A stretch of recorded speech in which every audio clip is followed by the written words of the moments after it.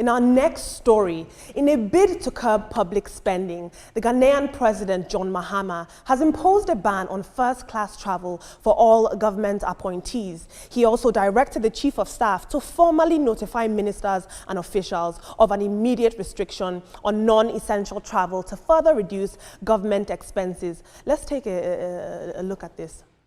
The hallmark of this government will be modesty and respect for the Ghanaian people. There will be no room for arrogance and pomposity in this government. The resources that you'll be working with belong to the Ghanaian people who put us in office. Those resources are not to be wasted on opulence and extravagance.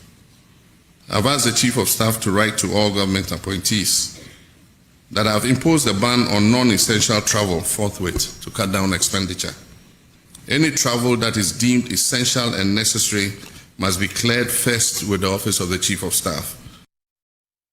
We've seen this pattern across several African countries, them saying that they're going to have more austerity measures in place and curb first-class travel, and yet we still see these people on first-class flights as we are passing to go to economy. But we're going to take just a few tweets, one or two now.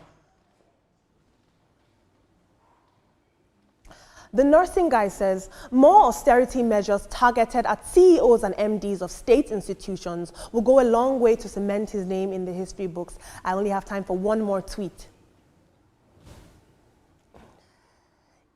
Ego says, if they want first class, they should pay for it. Simpliciter.